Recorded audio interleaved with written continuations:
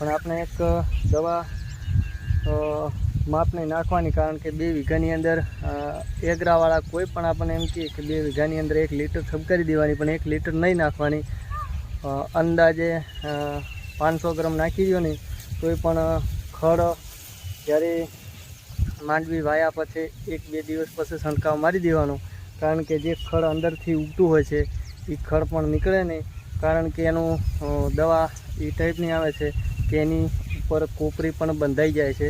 એના હિસાબે આપણી માંડવી એકદમ ચોખ્ખી રહે છે અને ખડ બિલકુલ બાયને નથી નીકળતું.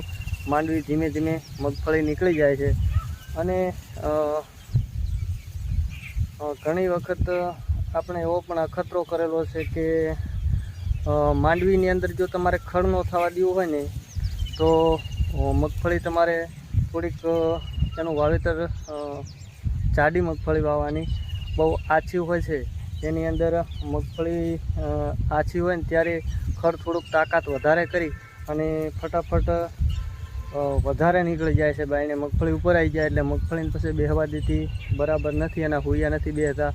અને આપણે એવો અખતરો કરેલો છે કે માંડવી જાડી હોય ને તો એની અંદર ખડ પણ બિલકુલ ઓછું જ નીકળે, કારણ કે તમે એની અંદર ખરપી શકો ખરપતવારથી એને વ્યવસ્થિત એને સાફ કરી નાખો ને તો માંડવી પણ સારી બેસે અને સારી બેઠકમાં આવે છે.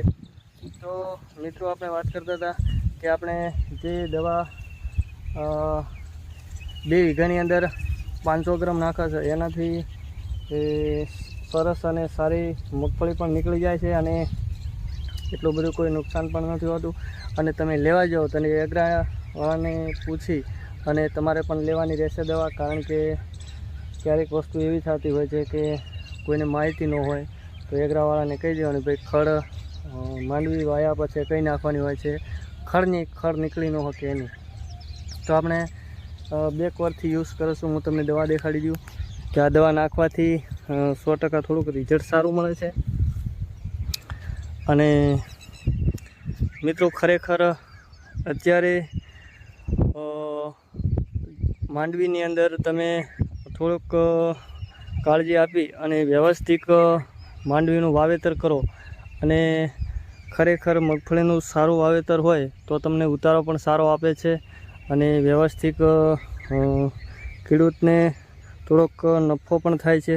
કારણ કે તમે નાની બાબતની અંદર નાની વાતોની અંદર આપણે ખબર રાખવાની હોય છે. ક્યારેક ઘણા પણ ખેડૂત મિત્રો એવા હોય છે કે માંડવી પહેરતી વખતે જે આપણે કોઈનેથી કે પહેરનેથી આપણે માંડવી પહેરતા હોય છે ત્યારે ખરેખર એની અંદર આપણે સેટિંગ પણ કરવું પડે છે મગફળી પહેરવા માટે.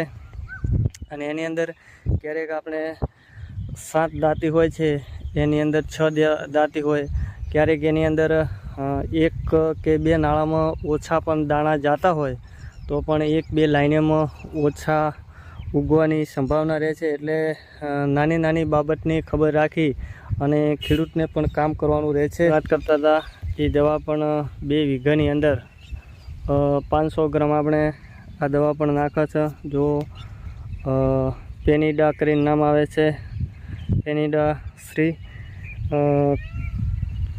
2 વીઘાની અંદર 500 ગ્રામ આપણે યુઝ કરે છે અને ક્યારેય પણ ખડ બિલકુલ ઓછો નીકળે છે અને વ્યવસ્થિત ખડ તો લગભગ નીકળતું જ નથી. અને આપણે વાવેતર કરે ત્યારે એના પહેલાં ઓર કરેલા હોય એટલે ખડ ઓછું નીકળે છે, એટલે ઓછી દવા નાખવાથી આપણે પણ ફાયદો થાય છે અને કોઈ પણ વધારે દવા નાખવાની આવતી નથી. અને તમે જેટલી પણ દવા ઓછી નાખશો એમ તમારી જમીન જળવાઈ રહેશે.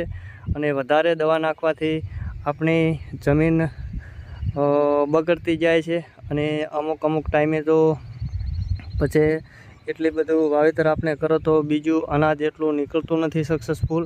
એટલે બને તેમ ખેડૂત મિત્રો આપણે દવા ઓછી નાખવી, અને ઓછી નાખવાથી ક્યારેક ખડ નીકળી જાય તો આપણે એને ખરપી નાખવાનું અને ખરપીને એને વ્યવસ્થિત મગફળીને સાફ કરી નાખવાની. એટલે મિત્રો અમારો વિડીયો તમને ગમો હોય તો એક લાઈક કરવાનું ન ભૂલતા.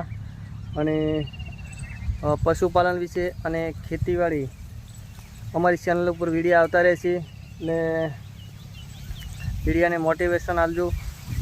જય જવાન જય કિસાન.